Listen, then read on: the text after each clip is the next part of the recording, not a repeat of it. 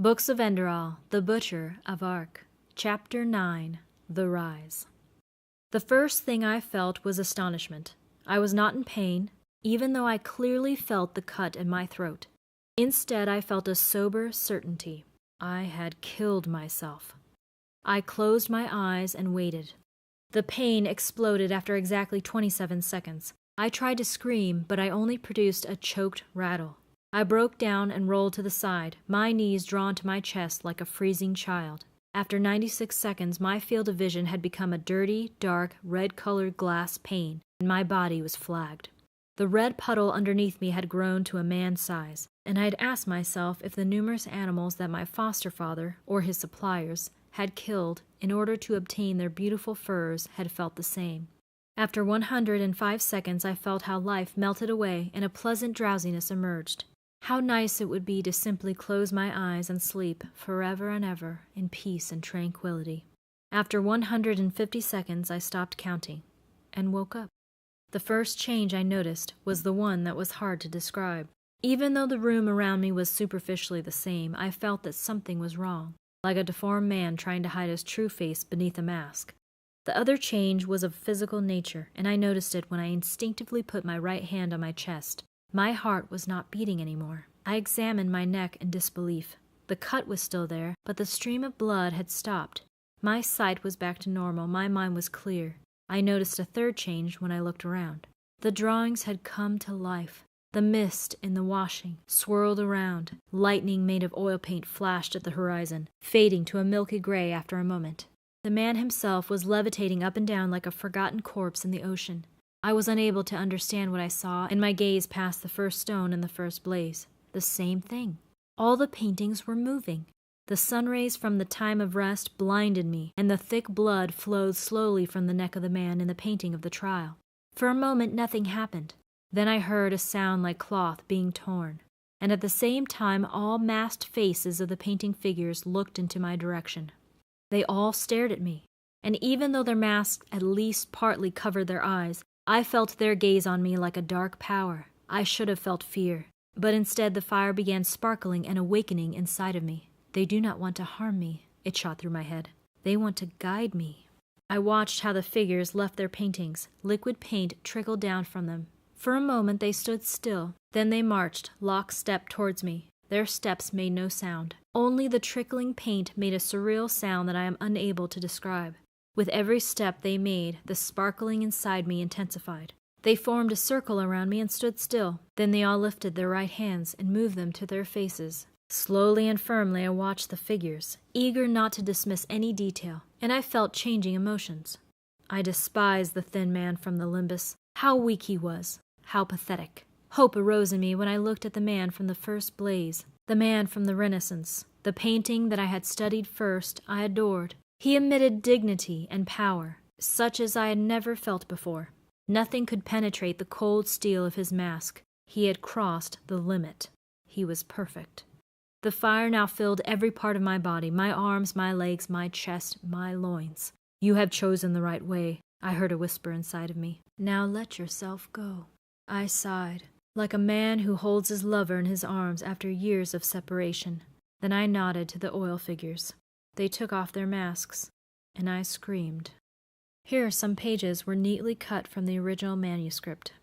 Opened my eyes again, and I was stark naked, lying on the warm stone floor of the hall, but I did not bleed any more. At once my hand moved to my throat. The wound was gone, though the blood was still visible on my neck, my chest, and the floor. Half relieved, half shocked, I opened my mouth and gasped for air. When I lay down on the floor and stared at the ceiling, a warm, flaring feeling filled my body. I had passed the trial. I knew it as much as I knew that I was going to be haunted until the end of my days by what I had seen beneath the mass of my painted counterparts. A sound of disbelief meant to be laughter left my throat. I had made it. I had seen it. And now I was a brother of the Libre. A feeling of power arose inside of me as I thought this. This power was different from what the arcanists did when they let eventualities become truth, or from what the shamans did when they connected to the ghost world with their singing. The magic of the Libre was different, pristine, immaculate. I turned my head with an effort and looked at the paintings. The masked man was gone. I was not surprised. When I stood up, I felt how a heavy tiredness had overcome me. I got dressed and picked up my dagger from the floor. The blood on its blade was still fresh. I looked at it for a long time. Then I wiped it clean on my trousers and put it into its sheath. A moment later I left the hall. Oh, how complete I felt that day.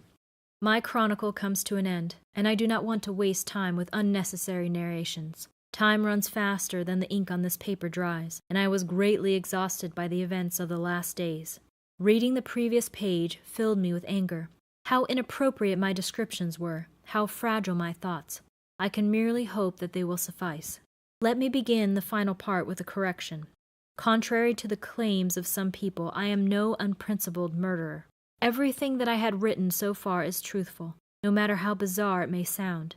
The Black Libre had chosen me, long before I knew about it. It had found me. It had given me a taste of my destiny, and had made me one of their own. If it was one thing that the Libre was infallible about, it was this. All of the people they killed were corrupted. They had sinned, were guilty of crimes, and they were evil. Name it whatever you like. At first I assured myself about it before each killing. Later, the superficial proof I had was sufficient to me. Not once the Libre was wrong, however inconspicuous the target. They were all sinners. So do not waste any time wondering if my victims were innocent, for they were not. Rather ask yourselves, was it right to kill them? Back then I believed it was right.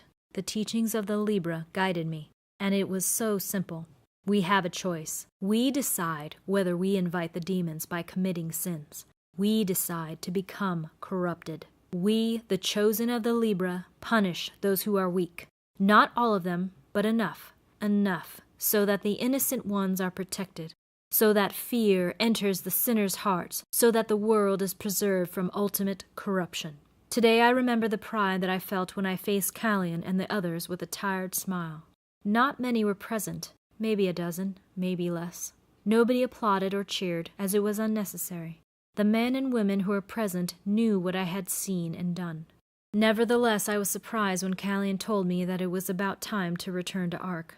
I briefly shook hands with those who also had the fire within, and then I sat in the dark interior of the coach again, confused, exhausted, but full of pride. He did not answer my question on why we had to leave so soon. Even today, many structures of the Libre are a mystery to me, and each time I wonder about them, I realize how little I knew. How should I? Not even 6 months later, I betrayed the Libre, and it was naive to believe the survival of the trial was all that constitutes a carrier of the fire. There was so much more. Hierarchies, rituals, stories. None of them I would ever get to know. Everything happened quickly in Ark. Callion taught me the art of sword fight and the importance of regular meditation. It was not long before I felt its effects. Each morning I felt more awake and more powerful. I smiled about the people surrounding me, their clumsiness and inertia. Everything around me seemed so clear. Only 3 days later, Callion gave me a sealed document in which I was ordered to kill in the name of the Libre for the first time. I would like to claim that I still remembered all my victims, but I don't. The only memories that never fade are those of the nectar. The procedure was always the same. After receiving the victim's name, I started to research and fleshed out a plan. The Black Libre granted me all the resources I needed: gold, weapons, poison, when I asked them in a letter that I gave to the concealed coachman. When I was alone with my victim, I killed it and consumed its memories. Then I covered my tracks. Many people admired my cunning planning, as I was never caught. However, I don't think of myself as particularly intelligent or sly. I seem to have a certain talent for killing, yet I made many mistakes that could have cost me my life. I was protected by the Libre. With each killing I successfully performed, Callion disappeared more and more in my life. He was a mentor, and his duty was fulfilled. I regretted it first and missed his presence, but then I started to enjoy the silence and solitude. I had enough gold to fulfill all mundane wishes, and I was surprised how quickly wine and love for sale lost their taste to me.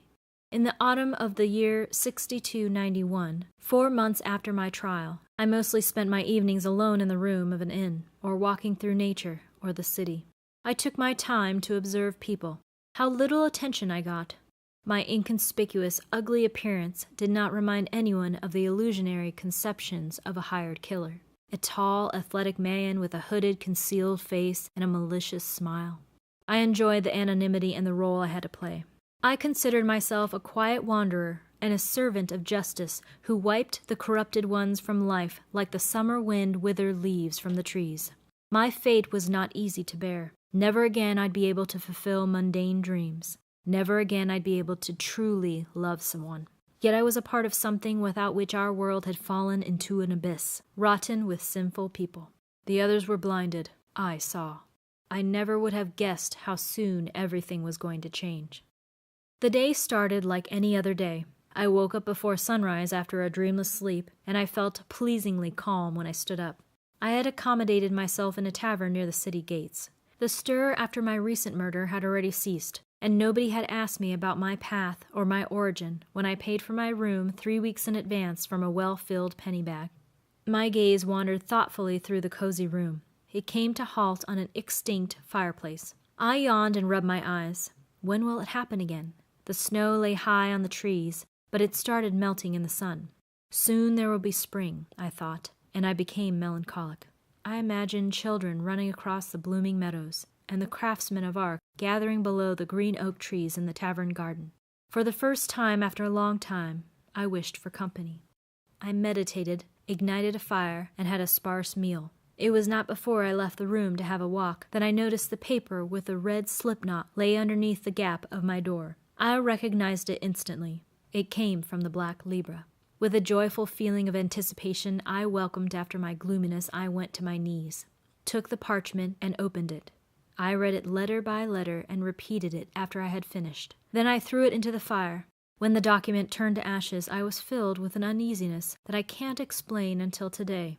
It was different from the dull anxiety from my past life that I had chased away and that, as I had noticed, always appeared when I questioned my own deeds. But it had the same color nonetheless. I ignored it, ignited a candle, and sat down at the small wooden table at the window to come up with a plan. 3 days later I left the inn on a newly bought horse.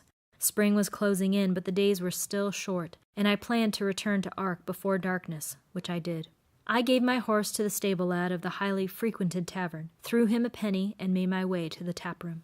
Back in my room, I arranged the tools for the upcoming cleansing on the bed, like a cutler at his market stall. My target, a young man, was easy prey. I could feel it, and so I had free choice.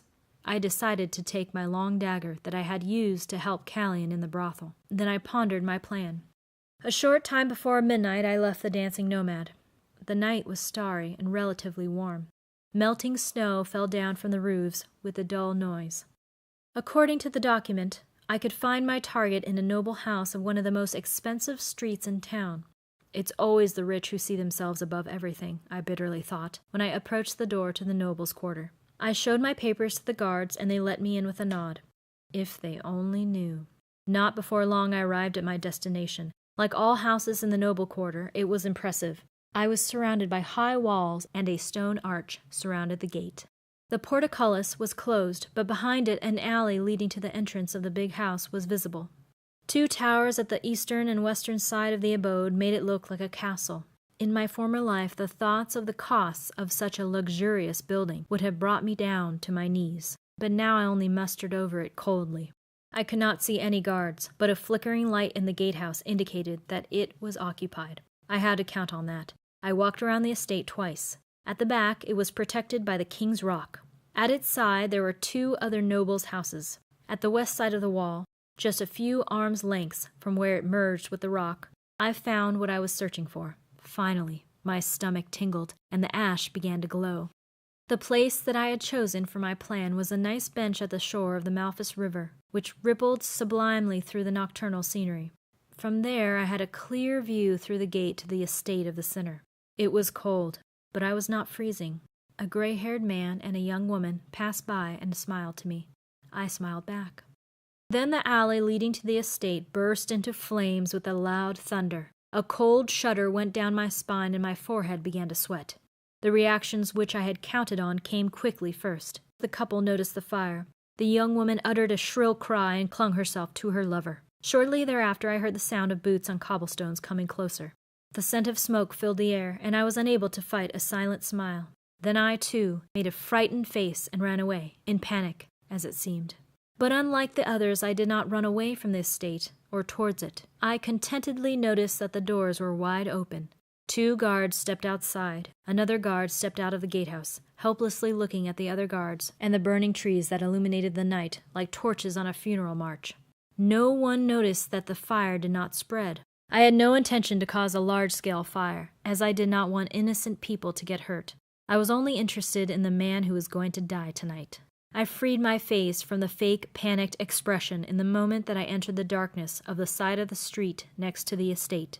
I slowed down my pace and took an iron hook from my pocket. I stopped at a part of the wall I had chosen for my plan.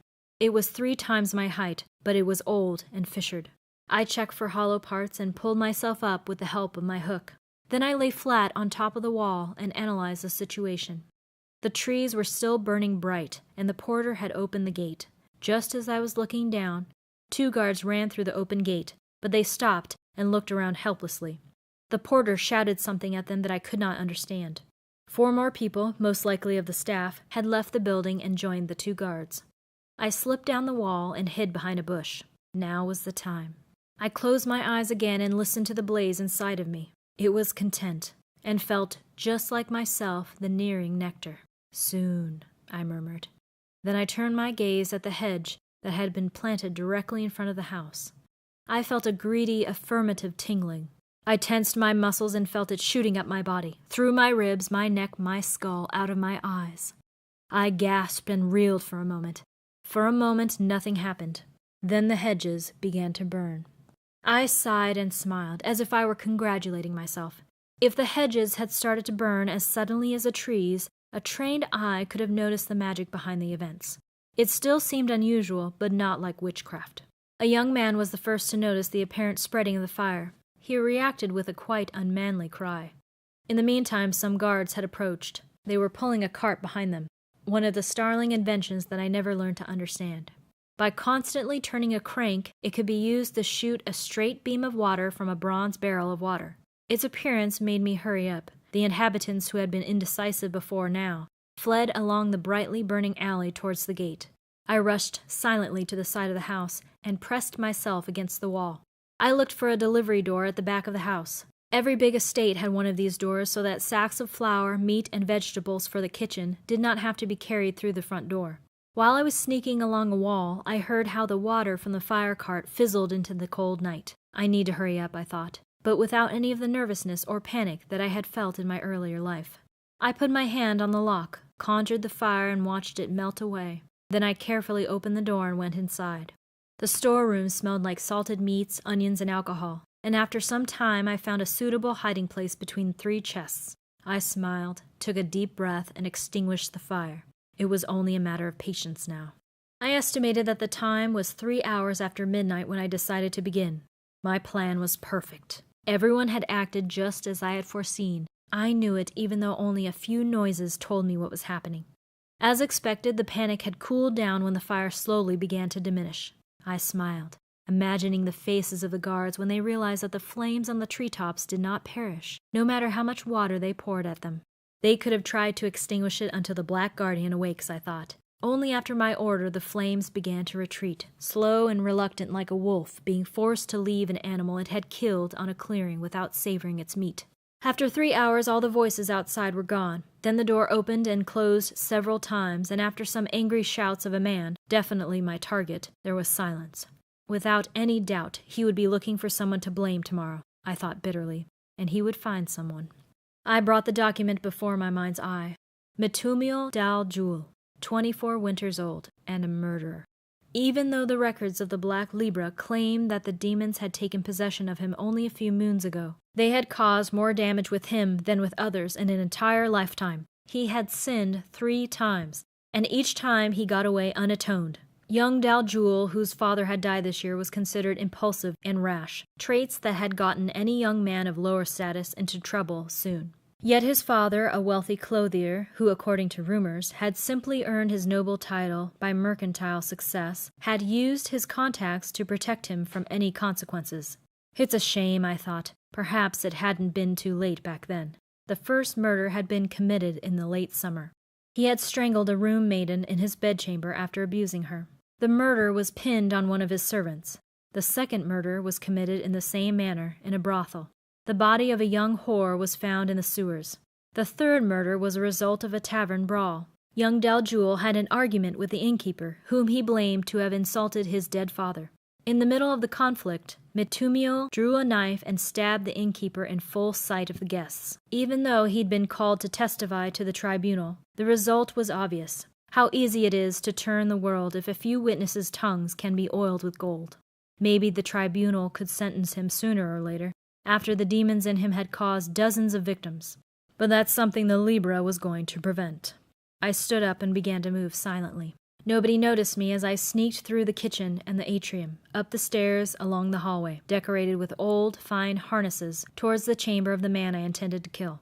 As melting the lock would have resulted in unpleasant smells, I took a lockpick from my pocket, tricked the mechanism, and entered. Many times I asked myself what would have happened if I had been more aware of my surroundings. Would I have noticed the detail that I painfully became aware of minutes later, with blood-soaked hands and a heart, tired yet racing as a result of the strange, revealing nectar? Maybe things would have taken a different course. Maybe not. The weak light of a moonless sky shone upon the mournful scenery before me. A big, misplaced canopy bed with rumpled sheets stood at the front end of the room. Books that had fallen from shelves lay on the floor, and a scimitar, presumably intended as a piece of decoration, had been rammed into an expensive-looking table like in a tasteless still life. I wrinkled my nose and tried to imagine what the whore who was killed by the young nobleman had felt.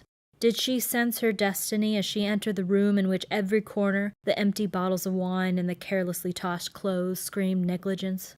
Presumably she did. I imagined how she tried to play down her uneasiness with a girlish giggle.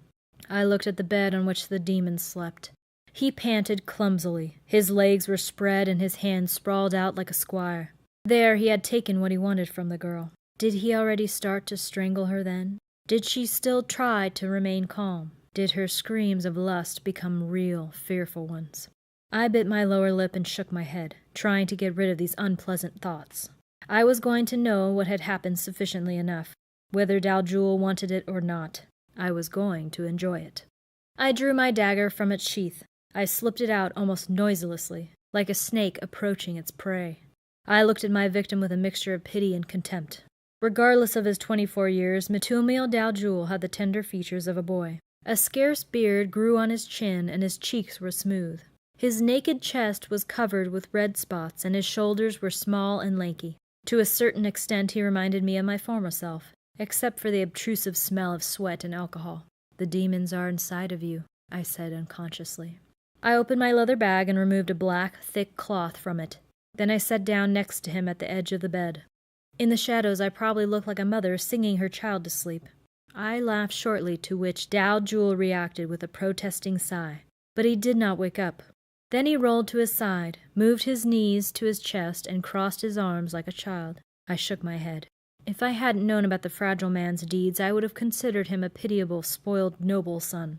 But he wasn't one of these. He had given himself to the demons, not just once, but many times, and others had to pay the price for his lack of willpower. Therefore the Black Libre had sentenced him to death. I took a moment to ponder about how the killing was going to feel like. Then I grabbed Daljul's neck with my right hand, pressed his head against the pillow, and pushed a gag in his mouth with my left. The man opened his eyes at once. I tensed my muscles, expecting him to try to push me back. Yet nothing happened. I have felt his almost regular breath on my nose, as if he had expected to wake up with a gag in his mouth. His gray-blue eyes were wide open, and he had looked at me with horror. With horror? Or with resignation to fate? I had planned to stab him at once in his chest with the dagger I had placed on my leg quickly without ado. Yet there was something in his eyes that irritated me, and I was unable to name it. For a moment we both remained in this strange position. Then Metumil Daljul, murderer of 3 innocent people, started to cry. What first was a shimmer on his reddened eyes soon filled the corners, and the tears began to bead down his cheeks. A choked sobbing was audible through the gag. I looked at him in irritation. I was used to demoniacs starting to cry or begging for mercy when they were facing their punishment. But it was fear which I saw in my victim's eyes, and their tears were a result of the instinct of self-preservation. His sobbing, his look, his tears, however, something was different about them. They seemed sad, devastated. What if he was innocent? It shot through my head. What if the Libre was wrong? Why, no. Even in the tavern at the farmer's coast, I had found 2 people who had been able to tell me about his deeds. To doubt the sentence of the Libre was betrayal. Betrayal of myself, of the Libre, of your destiny. I tightened the grip around his neck. There was still no reaction. He resigns. He knows that there is no rescue from his possession, and he gives in to his fate. For a moment, time seemed to stand still. Everything happened with an otherworldly clarity, as if there existed nothing except for me and the man I was about to kill. I thought I could hear the movement of his teary eyes in their sockets. Do it. Fulfill your duty. With a cry that could have been an expression of anger as well as helplessness, I took my hand from the gag, grabbed my dagger, and rammed it deeply into my victim's chest. His eyes widened, glowing with relief, which caused a wave of rage inside of me. Regret. It flashed in my mind, full of anger. Regret your weakness. I removed the blade from his chest, hauled off, and stabbed him again, this time a tiny bit under his larynx. I felt resistance and pushed harder. Now Matumil Dal-Jul uttered a choked cry, but still he did not try to defend himself. Irritated, I extracted my dagger and stared at him. His head had sunk to the side, and the gag had fallen out of his mouth. It seemed that he wanted to say something, but only a rattle left his mouth. Why? I uttered to him as well as to myself. Why don't you regret? He did not answer. The life slipped from his body. I could feel it. His sins, it shot through my head. If I lose him now, I won't be able to see him. For the last time, I lifted my blade and rammed it into his neck. This time, a fountain of blood spurted against me. But while the warm liquid on my skin casually caused a triumphant feeling in me, I did not feel anything. Then the fire had seized me, and I had plunged into the black.